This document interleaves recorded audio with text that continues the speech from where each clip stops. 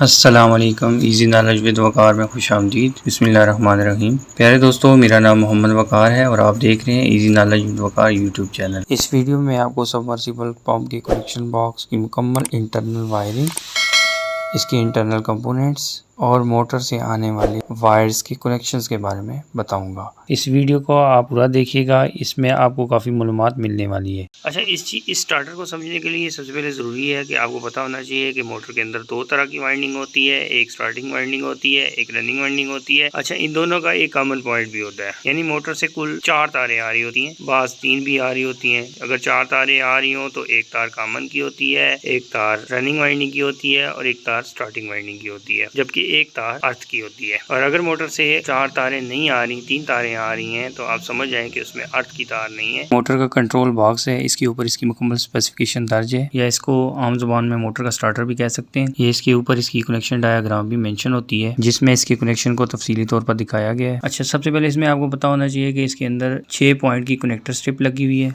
यहाँ पे देख लें आप टर्मिनेशन पॉइंट कितने हैं, 1 2 3 4 5 6, कुल 6 टर्मिनेशन पॉइंट हैं। पहले दो वाले जो टर्मिनेशन पॉइंट्स हैं ये मेन सप्लाई के हैं, उससे अगला जो है कॉमन का है, इससे अगला जो है ये रनिंग का है, उससे अगला जो है ये स्टार्टिंग का है, और सबसे आखिरी ये जो छठा पॉइंट है ये है अर्थ का, पे अर्थ की तार लगेगी। अभी हम आगे जाके आपको फर्दर बताएंगे भी। ये इसका बटन है जिससे फेज और न्यूट्रल दोनों कंट्रोल होते हैं। ये थर्मल ओवरलोड प्रोटेक्टर है, ये सीरीज में लगा होता है। ये 30 माइक्रोफैराड का कैपेसिटर है, इसको स्टार्टिंग और रनिंग वाइंडिंग के साथ कनेक्ट किया जाता है।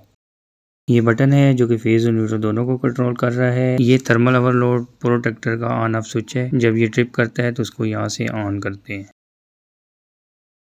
डायग्राम के हिसाब से कनेक्शन बॉक्स में भी वायर्स के ऊपर टैग लगे हुए हैं।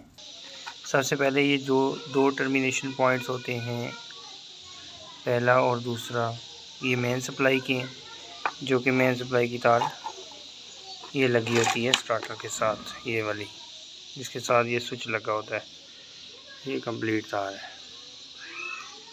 ये मेन सप्लाई की जो तार है ये लगी है, ये पहले 2 पॉइंट्स के ऊपर, और फिर इनसे 2 तारें निकलती हैं। एक तार ये है जो कि बटन में जा रही है, जबकि ये जो दूसरी तार है ये वाली, ये भी डायरेक्ट बटन में जा रही है। ये जो सप्लाई की मेन तार आती है वो यहाँ से होती हुई इस बटन में जाती है, और ये बटन जो है फेज और न्यूट्रल दोनों को कंट्रोल कर रहा है।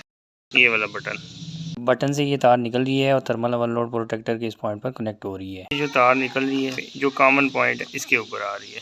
इससे जो दूसरी तार निकल रही है वो जा रही है इसके ऊपर, जो कि कैपेसिटर है 30 माइक्रोफैराड का। जैसे 2 पॉइंट्स हैं, एक तरफ तारें इन हो रही हैं, दूसरी तरफ आउट हो रही हैं। ये जो इन पॉइंट है ये इसी में डायरेक्ट जम्पर लगा हुआ है, इसमें से एक तार बटन वाली तार यहाँ लगी और डायरेक्ट जंपर के ऊपर लग के फिर ये तार आ रही है रनिंग वाइंडिंग के ऊपर। ये जो 5 नंबर पॉइंट शो हो रहा है ये रनिंग वाइंडिंग का शो हो रहा है, जबकि कैपेसिटर की दूसरी साइड से ये जो तार निकल रही है ये आ रही है यहाँ पे 6 नंबर पॉइंट पे। इसके बाद ये जो अर्थ की तार है ये घूमती हुई यहाँ आ रही है। हमने इनपुट सप्लाई यहाँ से दी हुई है, यहाँ से होकर ये स्टार्टर के अंदर जा रही है, और आप देख लेंगे ये अब यहाँ पे फिट हुआ है।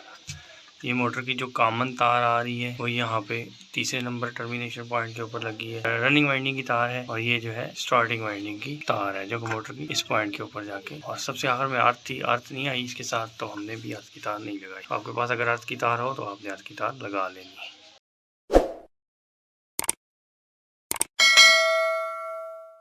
हमारी वीडियो पसंद आए तो इसको लाइक करें, इस पर कमेंट्स करें और अपने दोस्तों के साथ भी शेयर करें।